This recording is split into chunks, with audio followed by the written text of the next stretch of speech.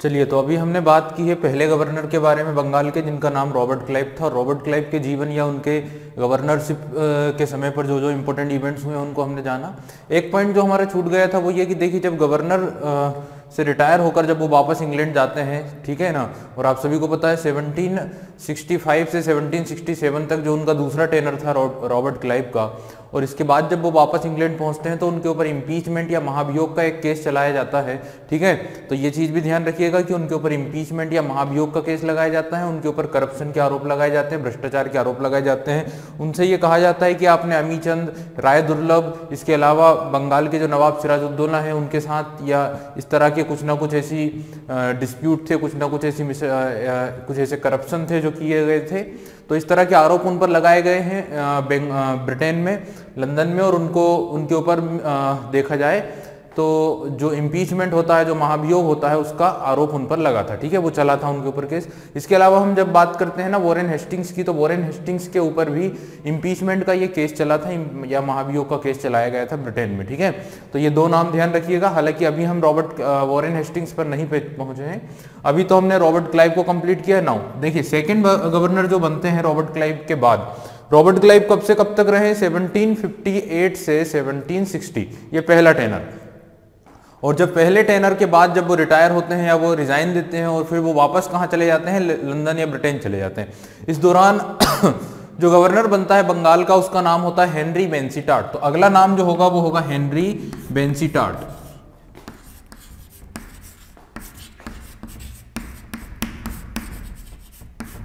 Henry बेंसीटाट was the second governor of Bengal. Bengal के दूसरे गवर्नर बनने का सौभाग्य किसको मिलता है? हेनरी बेंसीटाट को, जो 1760 से 1762, 1764, 1764 तक बंगाल के गवर्नर रहते हैं। ठीक है, बंगाल के गवर्नर के रूप में इन्होंने काम किया। 62, 64, कई बुक्स में 65 भी लिखा, हालांकि 65 में अगेन कौन आ जाएंगे?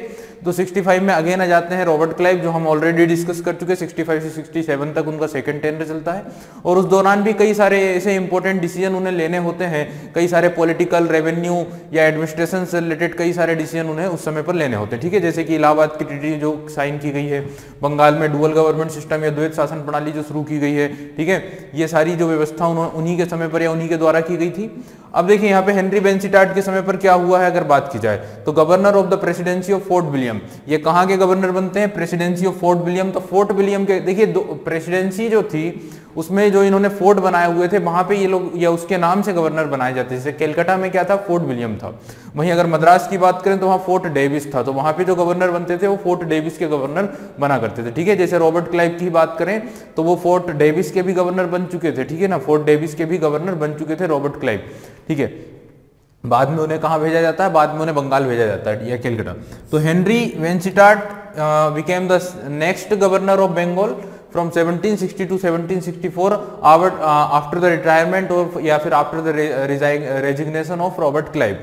देखिए इन 17 अब इनके समय की बात करें, इनके ओवरऑल अगर हम पूरे करियर की बात करें तो 1745 1745 में, इन 1745 1745 में जब इनकी उम्र सिर्फ 13 ईयर थी, सिर्फ 13 साल थी, तो at the 13 year he joined east India company. तो सिर्फ 1745 में 13 साल की उम्र में इन्होंने ईस्ट इंडिया कंपनी ज्वाइन की थी as a writer and sailed for Fort Saint David in Madras. तो फिर इन्होंने क्या की है, 13 साल की उम्र में ये कंपनी ज्वाइन की और एक राइटर के रूप में, एक लेखक के रूप में उन्होंने कंपनी ज्वाइन करी थी।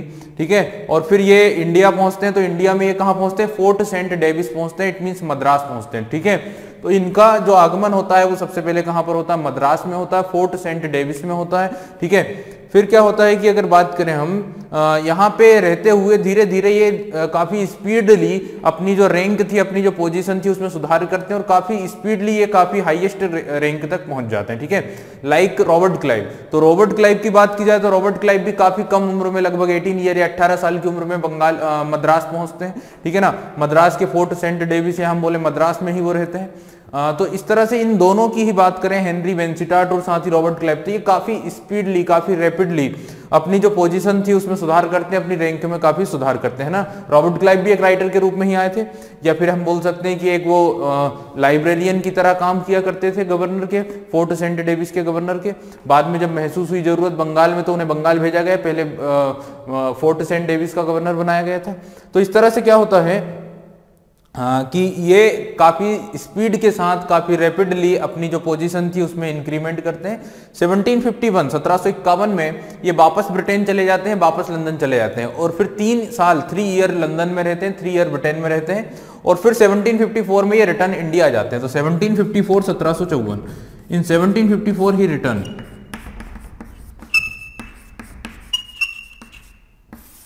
1754 में ये वापस कहाँ आ गए हैं, इंडिया आ गए हैं। ठीक है, अब इंडिया आने के बाद अगर बात करें तो ये बन जाते हैं member of council of Madras. Madras के गवर्नर की काउंसिल, मद्रास के गवर्नर की परिषद के सदस्य बन जाते हैं। ठीक है, ही became the member of the council of Madras. Madras के गवर्नर की परिषद के सदस्य बन जाते हैं इन 1757। और 1757 की अगर बात करें तो इन 1757 की हम बात करते हैं। इन 1757 he helped to defend the city against the French। ठीक है, ठीक है, यहां तक अगर बात करना, देखिए 1754 में ये पहुंच चुके हैं इंडिया और फिर धीरे धीरे अगर बात की जाए तो 1754 में जब ये इंडिया आए हैं as a member of Madras Council. ठीक है, और 1757 तक ये मेंबर के रूप में ही काम करते हैं, मेंबर बने रहते हैं। ठीक है, इसके बाद हम देखते हैं 1759 1759 में जब फ्रांसीसियों का इन्वेजन होता है, जब फ्रांसीसियों का अटैक होता है मद्रास पर। ठीक है, जब मद्रास पर इन्वेजन होता है, मद्रास पर अटैक होता है फ्रांसीसियों का, तो ये काफी सफलतापूर्वक काफी सुरक्षा करते हैं, डिफेंड करते हैं। ठीक है, तो ये मद्रास को डिफेंड करते हैं किससे, फ्रेंच से या फ्रांसीसियों से। फ्रांसीसियों से मद्रास की रक्षा करते हैं 1759। और आप सभी को पता है कि ये जो दौर चल रहा है ये सेकेंड भी नहीं, ये कौन सा है, हाँ ये सेकेंड नहीं, ये होगा आपका थर्ड कार्नेटिक वॉर का दौर है। क्योंकि आप सभी को पता है फर्स्ट कार्नेटिक वॉर की अगर बात करें तो 1746 से लगभग 1746 से 1748 तक चलता है। ठीक है, लगभग फर्स्ट एंग्लो फ्रेंच वॉर या हम फर्स्ट कार्नेटिक वॉर की बात करें।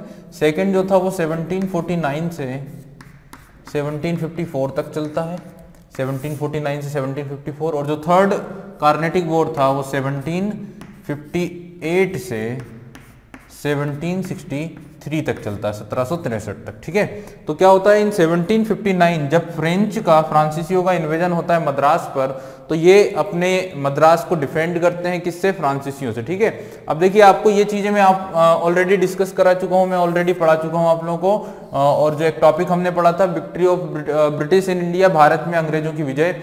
और जो भारत में अंग्रेजों की विजय हमने डिस्कस की थी, या फिर हो सकता है हमने अराइवल ऑफ फ्रेंच में इस टॉपिक को पढ़ा हो जब फ्रांसीसी इंडिया में आते हैं।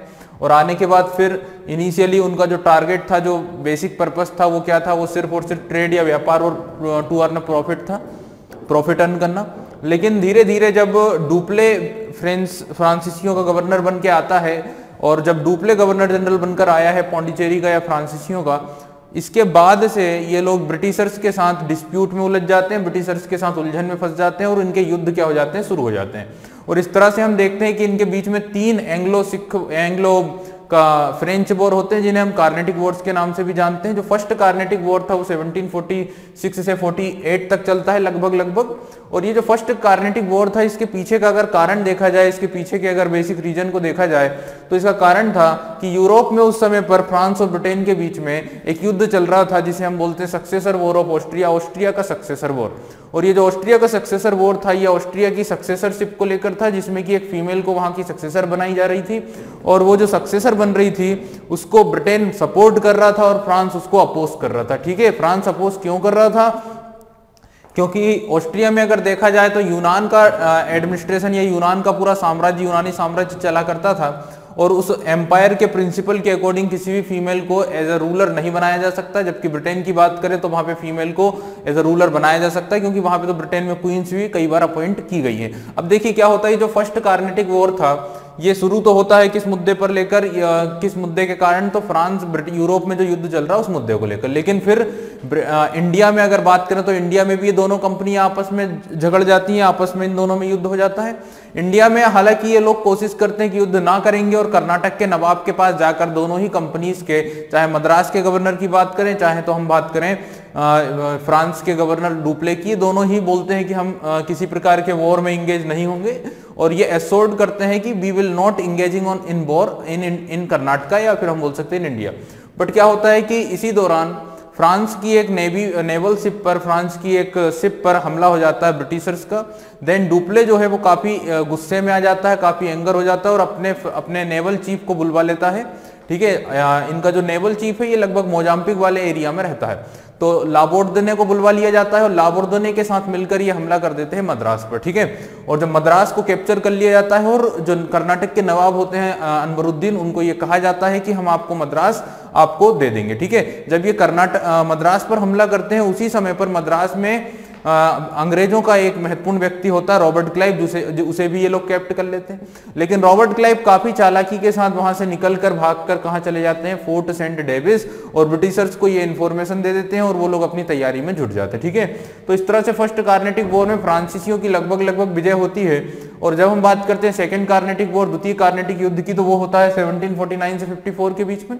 अब ये जो सेकेंड कार्नेटिक वॉर था ना, इसके पीछे का जो कारण था वो यूरोप के किसी भी इशू को लेकर नहीं था। तो आपसे पूछा जाएगा कि तीनों कार्नेटिक वॉर में से कौन सा कार्नेटिक वॉर था जिसका पॉलिटिकल कोज या जिसका कोई भी कारण यूरोप से संबंधित नहीं था। तो आंसर होगा आपका सेकेंड कार्नेटिक वॉर, जो लड़ा गया था 1749 से 1754 के बीच में। And during the second Carnatic war the basic cause of the successorship of Karnataka and Hyderabad, तो हैदराबाद और कर्नाटक के सक्सेसरशिप को लेकर ये युद्ध हुआ था। और आप सभी को पता है कर्नाटक में अगर देखा जाए तो दो लोगों में सक्सेसरशिप को लेकर या नवाबशिप को लेकर जो विवाद था, एक चंदा साहिब थे और दूसरे अनवरुद्दीन थे। अब अनवरुद्दीन को अंग्रेजों का सपोर्ट था और चंदा साहिब को फ्रांसीसियों का सपोर्ट था। ठीक है, और अगर हम बात करें हैदराबाद की, तो वहां पर चिनकिलिच खान के पुत्र और उनके पोते में विवाद था, और पुत्र का नाम था नासिर जंग और पोते का नाम था मुजफ्फर जंग। ठीक है, तो इस तरह से ये नासिर जंग को ब्रिटिशर्स का सपोर्ट था और मुजफ्फर जंग को फ्रांसीसियों का। तो इन सक्सेसर्स को लेकर ये दोनों कंपनियों में युद्ध हो जाता है, जिसे हम बोलते हैं सेकंड एंग्लो फ्रेंच वॉर या सेकंड कार्नेटिक वॉर। इस युद्ध में इनिशियली लेवल पर देखा जाए तो विक्ट्री होती है फ्रांसीसियों की, लेकिन धीरे धीरे due to the diplomacy of Clive की चालाकी और क्लाइव की जो सूझबूझ थी, उसके बल पर ये पुनः इस युद्ध में कॉन्कर करने लग जाते हैं, पुनः इस युद्ध में विक्ट्री हासिल कर लेते हैं कौन, ब्रिटिशर्स। ठीक है, तो ये होता है सेकंड कार्नेटिक वॉर। अब हम थर्ड कार्नेटिक वॉर की बात करें, 1758 टू 63 तक होता है। और इस युद्ध को अगर देखा जाए, इस युद्ध के अगर रीजन को देखा जाए, कारण को देखा जाए, तो फ्रांस में या यूरोप में उस समय पर एक युद्ध चल रहा था जिसे हम बोलते हैं बैटल ऑफ 7 ईयर या सप्तवर्षीय युद्ध। तो सप्तवर्षीय युद्ध का ही विस्तार इंडिया में हो जाता है। और साथ साथ अगर देखें तो इस दौरान तक 1758 तक अंग्रेजों का विस्तार भारत में बंगाल तक हो जाता है। अंग्रेज बंगाल में कब्जा कर लेते हैं, बंगाल में युद्ध जीत लेते हैं, बैटल ऑफ प्लासी 23 जून 1757 को। तो इससे क्या होता है कि बंगाल में अंग्रेजों का प्रभुत्व बढ़ जाता है, इंडिया में इनकी जो इंपीरियलिस्ट पॉलिसी थी वो काफी एक्सपांड होने लग जाती है। वहीं यूरोप में अलग संघर्ष चल रहा है और भी कई जगहों पर फ्रांसीसी और ब्रिटिशर्स के बीच में डिस्प्यूट है, तो इंडिया में भी इनके बीच में युद्ध शुरू हो जाता है। साथ ही साथ इनका जो प्रभुत्व था उसको कंट्रोल भी करना चाहते थे फ्रांसीसी, इसलिए फ्रांस की गवर्नमेंट के द्वारा एक ऑफिसर को भेजा जाता है एक बड़ी सी सेना देकर, और ये जो ऑफिसर है जिसका नाम काउंट डी लाली था, ये इंडिया पहुंचता है और मद्रास का घेरा डालता है। और जब ये मद्रास का घेरा डालता है, ठीक है, 1759 में, तो जैसा कि मैंने अभी आप लोगों को बताया, उस समय पर मद्रास को डिफेंड करते हैं कौन, हेनरी वेंसिटार्ट। तो जैसे हमने यहाँ पे लिखा है, यहाँ पे हमने पढ़ा है कि इन 1749 में he helped to defend the city against the French in 1759। 1759 में ये फ्रांसीसियों से अपने शहर मद्रास को सुरक्षा प्रदान करते हैं। और ठीक है, तो ये चीज ध्यान रखिएगा, किसने इन्वेजन किया था, किसने अटैक किया था फ्रांसीसी की ओर से, तो नाम ध्यान रखना, काउंट डी लाली के नेतृत्व में एक बड़ी सेना फ्रांस के शासक के द्वारा भेजी जाती है इंडिया में। And was appointed to replace Clive. तो अब क्या होता है, 1759 में इन्हें रिप्लेस किया जाता है या इन्हें अपॉइंट किया जाता है, किसे रिप्लेस करके, या किसके रिप्लेसमेंट पर, रॉबर्ट क्लाइव। तो रॉबर्ट क्लाइव के रिप्लेसमेंट पर इन्हें अपॉइंट किया जाता है as a governor of Fort William. तो फोर्ट विलियम का गवर्नर बनाकर इन्हें भेज दिया जाता है कहां पर, केलकटा में। तो अगर हम बात करें फोर्ट विलियम के गवर्नर के रूप में, इनका जो टेनर होगा वो होगा नवंबर 1760 को ये कहां पहुंच जाते हैं, ये पहुंच जाते हैं कहां पर, कलकत्ता में। ठीक है, in November 1760 he became the governor of Fort William in Calcutta. तो कलकत्ता के गवर्नर बन जाते हैं 1760 या नवंबर 1760 में। ही अराइव्ड इन बंगाल इन जुलाई 1760, और जुलाई 1760 में ये कलकत्ता पहुंच गए हैं, बंगाल पहुंच गए हैं। और वहां जाने के बाद ये पाते हैं, ये अपने आप को देखते हैं काफी डिफिकल्ट सिचुएशन है, काफी परेशानी वाली स्थिति है। और इस सिचुएशन में ये पाते हैं, ये देखते हैं कि इनका जो फंड था, इनका जो कोस्ट था वो काफी कम है, ठीक है।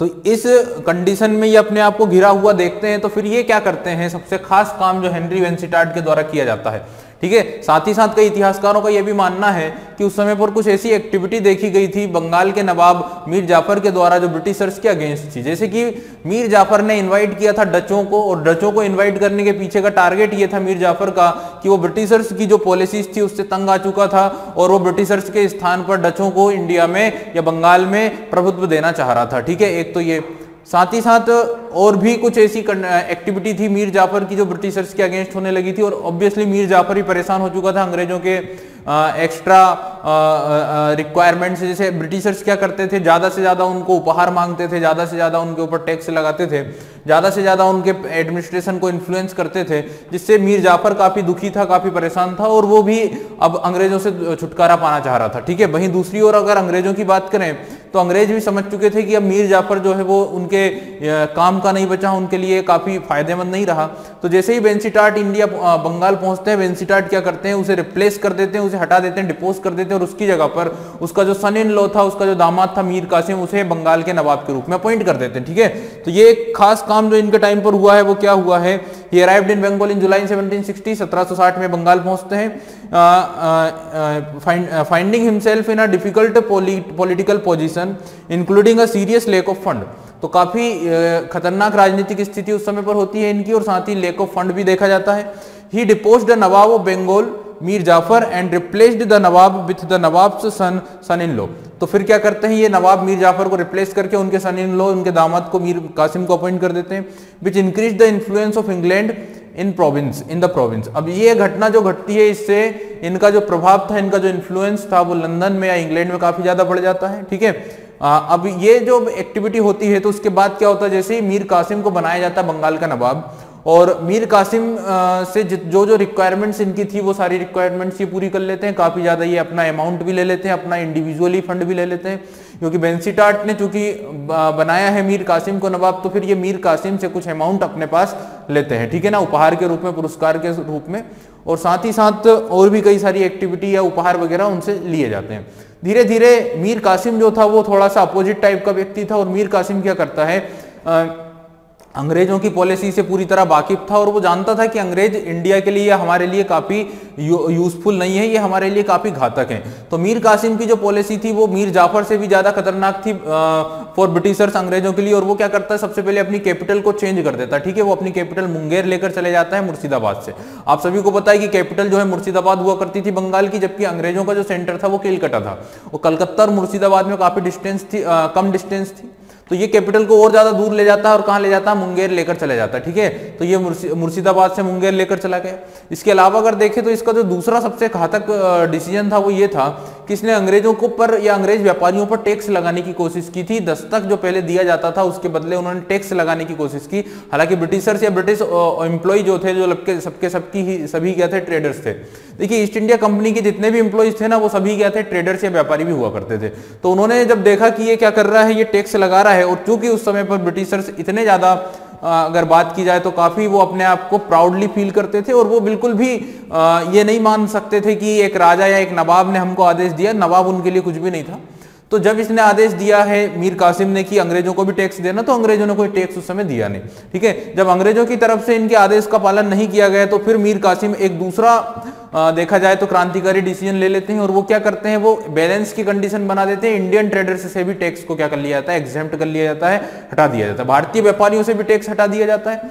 ये जो घटना घटती है, ये जो इवेंट होता है, ये काफी घातक और काफी बुरा लगता है ब्रिटिशर्स को। क्यों?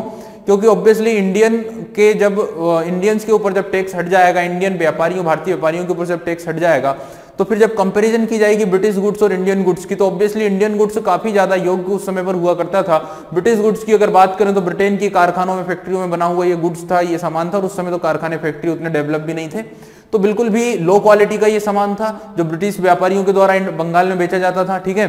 तो हालांकि उनके ऊपर टैक्स नहीं लगता था, इसलिए वो काफी सस्ता था। इंडियन गुड्स पर टैक्स लगता था, वो क्वालिटेटिव था, लेकिन उसके ऊपर टैक्स लगने के कारण वो महंगा हो जाया करता था। ठीक है, तो अब क्या होता है कि इंडियन गुड्स भी पर भी टैक्स नहीं लग रहा है, तो उनकी कीमतें और ब्रिटिश गुड्स की कीमतें लगभग इक्वल हो जाती है, जिससे कि इनको काफी दिक्कतें होने लग जाती है, प्रॉब्लम होने लग जाती है। ठीक है, इससे डिस्प्यूट बढ़ता है और फिर 1763 का जब दौर आता है तो मीर कासिम और अंग्रेजों के बीच में कुछ छुटपुट कुछ युद्ध होते हैं, लगभग 5 और 6 के लगभग कुछ युद्ध होते हैं। और ये जो युद्ध थे, ये जो लड़ाइयां थी, उसके बाद फाइनली मीर कासिम को भागना पड़ता है राजगद्दी को छोड़कर, और ये दिल्ली या फिर अवध चला जाता है। अवध में ये शरण ले लेता है किसकी? शुजाउद्दौला की शरण में चला जाता है मीर कासिम। ठीक है, अब यहां पर क्या होता है कि अगेन क्या होता है कि आपका जो हेनरी बेंसीटाट था, ये किसे अपॉइंट कर देता है? बंगाल का नवाब मीर जाफर। तो मीर जाफर को डबल से बंगाल का नवाब अपॉइंट कर दिया जाता है। ठीक है, लेकिन इसके बाद हेनरी बेंसीटाट रिजाइन कर देते हैं। हेनरी बेंसीटाट रिजाइंड ऑन 28 ऑफ नवंबर 1764। 1764 को हेनरी बेंसीटाट क्या कर देते हैं? अपना रेजिग्नेशन दे देते हैं, त्याग पत्र दे देते हैं, एंड रिटर्न टू इंग्लैंड। और ये वापस कहां चले जाते हैं? इंग्लैंड लौट जाते हैं। और जब ये इंग्लैंड वापस लौट जाते हैं, रेजिग्नेशन दे देते हैं, तो अगेन फिर किसे चुना जाता है बंगाल का गवर्नर बनाकर? तो आप सभी को पता है, अब बंगाल का गवर्नर बनाकर भेजा जाता है किसे? अब बंगाल का गवर्नर बनाकर भेजा जाता है अगेन रॉबर्ट क्लाइव को। 1765 1765 में रॉबर्ट क्लाइव वापस आ जाते हैं। 65 से कब तक रहते हैं? 67 तक रहते हैं। अब देखिए, हेनरी बेंसीटाट के समय पर ही कौन सा युद्ध हुआ था, आपसे पूछा जाएगा। इनके समय पर 22 अक्टूबर 1764 को लड़ा जाता है बैटल ऑफ बक्सर या बक्सर का युद्ध। इन्होंने रिजाइन किया 28 ऑफ नवंबर को, और अक्टूबर में युद्ध होता है 22 अक्टूबर 1764 को। इस युद्ध में भी अगर देखा जाए तो अंग्रेजों की क्या हो जाती है? विजय हो जाती है। और जो विक्ट्री ऑफ बक्सर थी, ये काफी ज्यादा देखा जाए तो काफी प्रभावशाली या काफी महत्वपूर्ण थी अंग्रेजों के लिए, क्योंकि यहाँ पे अंग्रेजों की जो वॉर स्किल थी, जो वॉरफेयर थी, जो युद्ध की जो कौशल था, उसके बारे में साफ तौर पर जानकारी पता चल जाती है, साफ तौर पर पता चल जाता है। क्योंकि during the battle of Plassey या पलासी के युद्ध की बात करें तो it was the story of conspiracy, पूरी तरह जो षड्यंत्र है उसकी कहानी है। कौन सा युद्ध? Battle of Plassey. तो पलासी के युद्ध में अंग्रेजों की जो कुशलता थी, अंग्रेजों का जो यौद्धिक निपुणता थी, वो सामने नहीं आ पाती है, क्योंकि वो तो एक कंस्पायरेसी थी, उसमें ज्यादा कुछ हुआ नहीं था। लेकिन जब हम बैटल ऑफ बक्सर की बात करते हैं तो लगभग 40-45 हजार इंडियन सोल्जर्स को लगभग 5 या 6 या 7 हजार की ब्रिटिश फोर्स के द्वारा पराजित किया जाता है, हराया जाता है। और इस युद्ध में पता चलता है ब्रिटिशर्स की वॉर स्किल्स, उनके युद्ध कौशल को, और फिर धीरे धीरे ब्रिटिशर्स पूरे इंडिया को कॉन्कर करना शुरू कर देते। ठीक है, तो बक्सर का युद्ध भी इनके टाइम पर लड़ा जाता है, हेनरी बेंसीटाट के टाइम पर, और साथ ही साथ बंगाल के नवाबों को जो इन्होंने रिप्लेस किया है, वो सारी घटनाएं भी इनके टाइम पर होती है। चलिए, अब ये वापस लौट जाते हैं, ये रिटर्न हो जाते हैं, और फिर हम बात करें तो रॉबर्ट क्लाइव को पुनः बंगाल का गवर्नर बना दिया जाता है। ठीक है, और उनके सेकेंड टेनर को हम ऑलरेडी डिस्कस कर चुके हैं, उनके दूसरे कार्यकाल को हम ऑलरेडी डिस्कस कर चुके हैं। ठीक है, अब हम बात करते हैं तीसरे गवर्नर की, जो बंगाल का अपॉइंट किया जाता है। ठीक है, अगर बात करें रॉबर्ट क्लाइव के बाद, तो रॉबर्ट क्लाइव के बाद अब रॉबर्ट क्लाइव 3rd नंबर पे हो जाते हैं। तो इसका मतलब है कि अब 4th नंबर पे जो बंगाल का गवर्नर अपॉइंट किया जाता है, उसकी बात करते हैं।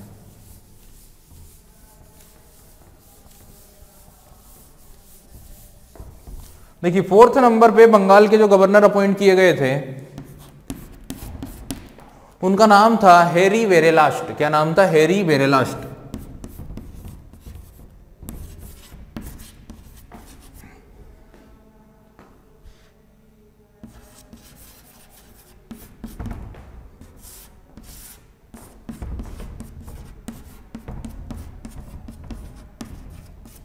in 1767 to 1769, Harry Verelast became the 4th governor of Bengal, या हम बोल सकते हैं 4th governor of Fort William.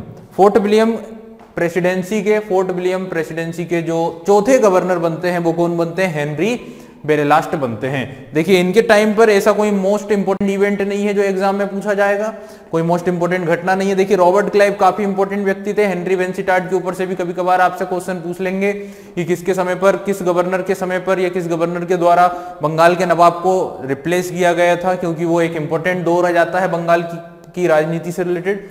लेकिन यहां अगर बात की जाए हैरी वेरेलास्ट की, तो इनसे रिलेटेड कोई भी क्वेश्चन जो है एग्जाम में नहीं आता है, या कोई इंपॉर्टेंट पॉइंट यहां से निकलकर नहीं आ रहा है। आप लोग देख रहे हैं 1767 1769 का दौर चल रहा है।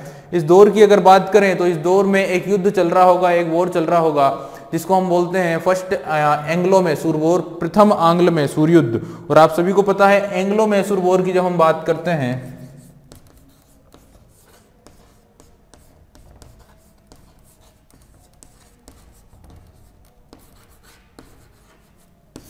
जब हम एंग्लो मैसूर वॉर की बात करते हैं तो आप सभी को पता है कि जो फर्स्ट, क्योंकि टोटल कितने हुए हैं, टोटल 4 हुए हैं, टोटल जो एंग्लो मैसूर वॉर हुए हैं वो 4 हुए हैं। आप लोग अपनी कॉपी में पन्ने पलट कर देख सकते हैं। लेक्चर नंबर 3 या 4 में हमने डिस्कस किया है, लेक्चर 4 में डिस्कस किया है victory of British in India, और उस victory of British in India में हमने सबसे पहला टॉपिक डिस्कस किया था victory and peace with Portuguese, then फिर विक्ट्री ऑन डच, देन फिर विक्ट्री ऑन फ्रेंच, और फिर हमने बात की विक्ट्री ऑफ बंगाल।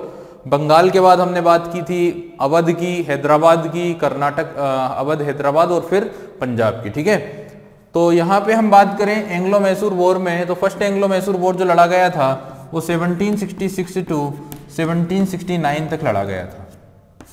और इस युद्ध की अगर बात की जाए तो इस युद्ध में जो मैसूर के शासक थे, जो मैसूर के रूलर थे, जिनका नाम था हैदर अली, हैदर अली के द्वारा अंग्रेजों को पराजित कर दिया जाता है, अंग्रेजों को हरा दिया जाता है। ठीक है, तो इस युद्ध में ये लोग अंग्रेजों को पराजित कर देते हैं 1766 टू 1769, और फिर एक संधि की जाती है, ट्रीटी किल कर ली जाती है। ठीक है, दूसरा जो युद्ध हुआ था वो 1784 तक हुआ था, 1780 से 1784। ये रिवाइज कराने के पीछे का टारगेट ही यही है कि आप लोग इन चीजों को ध्यान रखें, इन इवेंट्स को ध्यान रखें। 1780 से 1784 दूसरा एंग्लो मैसूर वॉर लड़ा जाता है। इस युद्ध में बात की जाए तो जो इस युद्ध में 1782 के लगभग जो आपके मैसूर के शासक थे हैदर अली, उनकी मृत्यु हो जाती है ड्यू टू कैंसर। और फिर इस युद्ध को कंटिन्यू करते हैं टीपू सुल्तान। ठीक है, इस युद्ध का कोई रिजल्ट नहीं निकलता और बाद में इस युद्ध को भी एक ट्रीटी के द्वारा समाप्त कर दिया जाता है। तीसरा जो युद्ध होता है वो 1792 तक लड़ा जाता है, 1790 से 1792। इस युद्ध में टीपू सुल्तान की हार होती है, टीपू सुल्तान हार जाते हैं, और उसके बाद भी एक ट्रीटी की जाती है, एक संधि की जाती है। ठीक है, और इसके बाद इसे श्रीरंगपट्टनम की संधि यहाँ पर साइन होती है, ट्रीटी ऑफ श्रीरंगपट्टनम। ठीक है, और फिर हम बात करें तो आखिरी जो युद्ध होता है वो 1799 में, 1799 में होता है, फोर्थ एंग्लो मैसूर वॉर। इस युद्ध में टीपू सुल्तान अगेन हार जाते हैं, उनकी सेनाएं हार जाती हैं, और अपने शहर को, अपनी सिटी को, अपने शहर श्रीरंगपट्टनम को सुरक्षा देते हुए, प्रोटेक्ट करते हुए टीपू सुल्तान युद्ध में लड़ते हुए शहीद हो जाते हैं और उन्हें वीरगति प्राप्त होती है। ठीक है, तो टीपू सुल्तान की इस युद्ध में मृत्यु हो जाती है और वो शहीद या वीरगति को प्राप्त करते हैं 1799। टीपू सुल्तान, हैदर अली, और उनके बारे में हमने डिस्कस किया है। ये इंडिया के फर्स्ट रूलर्स थे जिन्होंने रॉकेट टेक्निक या रॉकेट टेक्नोलॉजी को इन्वेंट किया था। ये पहले शासक थे जिन्होंने रॉकेट लेकर आए थे युद्ध में, युद्ध के क्षेत्र में। ठीक है, जिसे बाद में काफी ज्यादा सराहा गया या उनकी उस टेक्नोलॉजी पर आगे भी काम किया गया। अब देखिए यहाँ पे 1799 में टीपू सुल्तान की मृत्यु हो जाने के बाद जो मैसूर स्टेट था उस पर भी ब्रिटिशर्स या ब्रिटिश ईस्ट इंडिया कंपनी अपने एनेक्स कर लेती है उस पूरे रीजन को और अपने साम्राज्य में शामिल कर लेती है। ठीक है, और फिर शुरू होता है एक्सप्लॉइटेशन ऑफ मैसूर, यानी मैसूर पर भी दमन किया जाता है, मैसूर का भी शोषण किया जाता है। ठीक है, अब देखिए हेनरी वेरी लास्ट की बात करें तो इनके समय पर कौन सा एंग्लो मैसूर वॉर चल रहा था, तो इनके उस समय पर फर्स्ट एंग्लो मैसूर वॉर चल रहा था, साथ ही 66 भी आ गया है। तो आप समझ सकते हैं कि 66 के समय पर जो गवर्नर थे बंगाल के वो रॉबर्ट क्लाइव थे। ठीक है, चलिए अब ये फोर्थ है, इनके टाइम की कोई भी खास घटना नहीं है। अब हम बात करते हैं फिफ्थ गवर्नर की, 5वें गवर्नर की। तो जो 5वें गवर्नर बनते हैं बंगाल के, उनका नाम होता है जॉन कार्टियर।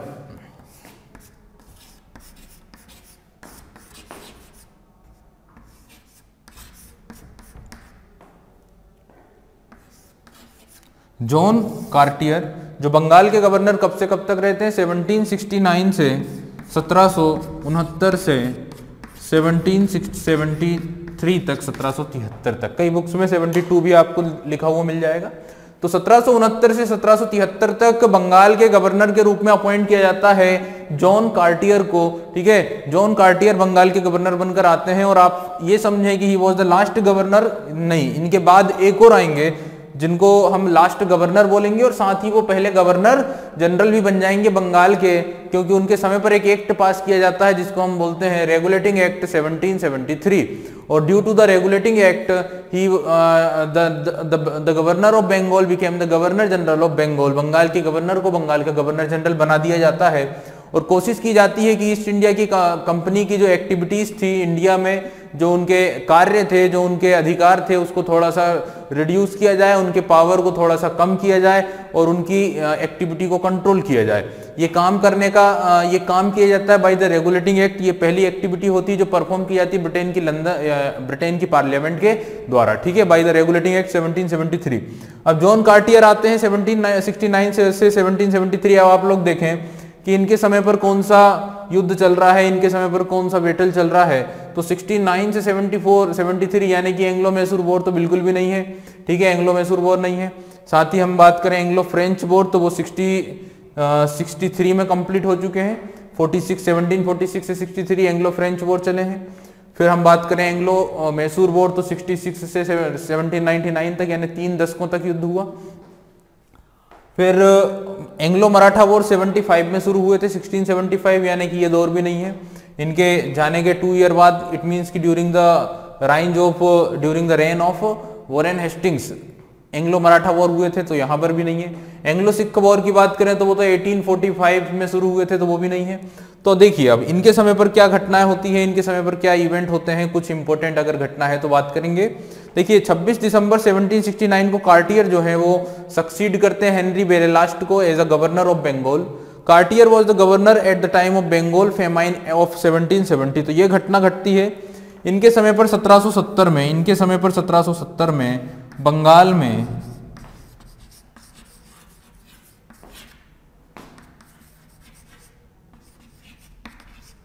बंगाल में फेमाइन आता है। बंगाल में एक प्रकार से देखा जाए तो बंगाल में सूखा होता है, बंगाल में अकाल आता है, ठीक है। तो Bengal famine, Bengal famine in 1770 1770 में बंगाल में अकाल पड़ता है। और आपसे क्वेश्चन ही यही पूछा जाएगा कि बंगाल में जो अकाल पड़ता है 1770 में, उस समय बंगाल के गवर्नर कौन थे, तो आंसर होना चाहिए John Cartier was the governor during the famine of Bengal in 1770, ठीक है। अब इस अकाल की बात करें तो काफी भीषण अकाल था, काफी भयंकर ये अकाल पड़ा था, काफी भयंकर फेमाइन था ये बंगाल में। इस फेमाइन के कारण लगभग 1/3 ऑफ पॉपुलेशन जो थी उनकी मृत्यु हो चुकी थी बंगाल की। 1/3 of the population was died. 1/3 जनसंख्या की मृत्यु हो चुकी थी। इट मीन्स अगर आप सोचें कि अगर बंगाल में 900 लोग रहते हैं, कितने लोग रहते हैं, 900 लोग रहते हैं, अगर उस दौर में आपको एज्यूम करना है तो 1/3 जो होगा इसका वो होगा 300 यानी 300 लोगों की क्या हो गई थी, डेथ हो गई थी, ठीक है। 900 में से 300 लोगों की डेथ हो गई थी यानी एक बहुत बड़ा रेशो था, एक बहुत बड़ी संख्या में लोगों की मृत्यु हुई थी ड्यूरिंग दिस फेमाइन, इस अकाल के समय। और इस समय पर जो गवर्नर थे वो जॉन कार्टियर थे और इनके ऊपर ये आरोप लगाए गए थे, इनके ऊपर ये इनके खिलाफ ये बात कही गई थी कि इनके पास काफी स्टॉक था, काफी ज्यादा अमाउंट था ग्रेन का या अनाज का। ये चाहते तो कई दिनों तक कई लोगों को भोजन करा सकते थे, खाना खिला सकते थे, लेकिन इन्होंने ऐसा नहीं किया, ठीक है। Cartier was blamed for ignoring warning about the impending disaster but was able to use a stock of grain to feed 15,000 people every day for some months, ठीक है। तो ये बात भी कही गई है कि ये एबल थे अपने ये चाहते तो यूज कर सकते थे अपने उस स्टॉक को और उसके माध्यम से 15,000 पीपल्स को, 15,000 लोगों को खाना खिला सकते थे, 15,000 लोगों को भोजन करा सकते थे, ठीक है। ये बात या ये आरोप इनके ऊपर लगाए गए हैं और साथ ही साथ इन्होंने इग्नोर किया था, इन्होंने ध्यान नहीं दिया इस बड़े डिजास्टर के ऊपर जब इन्हें एडवाइस दी गई, सलाह दी गई, ठीक है। In response to the crisis the court of directors went to 3-person commission to Bengal to assess the situation. अब देखिए इस घटना के बाद जो ईस्ट इंडिया कंपनी के बोर्ड ऑफ डायरेक्टर्स थे उनके द्वारा एक 3 सदस्यीय लोगों का एक आयोग भेजा गया इस पूरी सिचुएशन की जांच पड़ताल करने के लिए, उसको इन्वेस्टिगेट करने के लिए, ठीक है। Warren Hastings was selected as his replacement. He took office on 28 April 1772। तो 1772 में 22 अप्रैल 1772 में वॉरेन हेस्टिंग्स को भेज दिया जाता है किसके रिप्लेसमेंट के रूप में, जॉन कार्टियर के रिप्लेसमेंट के रूप में, और अपॉइंट किया गया है। लेकिन आते आते फिर ये अपनी पोस्ट को संभालते हैं, ठीक है। तो लगभग 1773 तक जो है इस पद को संभाल लिया जाता है किसके द्वारा, वॉरेन हेस्टिंग्स के द्वारा। इस तरह से हमने बंगाल के इनिशियल लेवल पे जो गवर्नर थे उनके बारे में डिस्कस कर लिया है। अब हम बात करेंगे वॉरेन हेस्टिंग्स की, जो बंगाल के पहले गवर्नर जनरल भी बनते हैं और साथ ही बंगाल के गवर्नर भी बनते हैं, उसके बाद first governor general of Bengal भी बनते हैं। तो अब हम फोकस करेंगे वॉरेन हेस्टिंग्स के ऊपर। अभी तक अगर बात की जाए तो जो डिस्कशन किया गया है वो किस किस के ऊपर किया गया, ध्यान रखिए, first governor of Bengal Robert Clive, ठीक है। जब पॉलिटिकली इन्फ्लुएंस हो जाता है बंगाल पर, हालांकि गवर्नर तो वहां के पहले से बने आ रहे थे, लेकिन पहले ऐसे गवर्नर जो पॉलिटिकली मामलों को अपने कंट्रोल में कर रहे हैं वो बनते हैं कौन, वो बनते हैं आपके रॉबर्ट क्लाइव, ठीक है, 58 to 60। उनके बाद अगर बात की जाए तो हेनरी वेंसिटाट 60 to 64, फिर से रॉबर्ट क्लाइव 65 67, और फिर आते हैं आपके हैरी वेरेलास्ट, और फिर आते हैं जॉन कार्टियर। ये ज्यादा महत्वपूर्ण या इंपॉर्टेंट नहीं है, लेकिन अब जो अगला नाम आएगा वो काफी इंपॉर्टेंट होगा, काफी महत्वपूर्ण होगा, जिसका नाम होगा वॉरेन हेस्टिंग्स, ठीक है। और वॉरेन हेस्टिंग्स की बात की जाए तो 1773 से 1785 तक, यानी एक लंबे समय तक 1772 या 3 से 85 तक रहते हैं। इट मींस कि 8 और 5 13 साल तक ये बंगाल के गवर्नर रहते हैं, और 85 या गवर्नर जनरल ऑफ बंगाल भी बोल सकते हैं। और 85 में फिर बंगाल के गवर्नर जनरल बनाकर भेजा जाता है, जो 86 तक इंडिया पहुंचते हैं, जिसका नाम था लॉर्ड कॉर्नवालिस, जो 1793 तक बंगाल के गवर्नर जनरल के रूप में एक्टिव रहते हैं या अपॉइंट रहते हैं, ठीक है। और उनके बाद फिर भेजा जाता है सर जॉन सॉर को, और सर जॉन सॉर के बाद फिर भेजा जाता है लॉर्ड बेलेजली को, ठीक है। लॉर्ड बेलेजली का नाम सभी ने सुना होगा। लॉर्ड बेलेजली जो फेमस है अपनी सब्सिडरी ऑफ अलायंस, यानी सहायक संधि के कारण, ठीक है, ट्रीटी ऑफ सब्सिडरी अलायंस के कारण। चलिए, तो अब हम फोकस करेंगे वॉरेन हेस्टिंग्स के बारे में, ठीक है।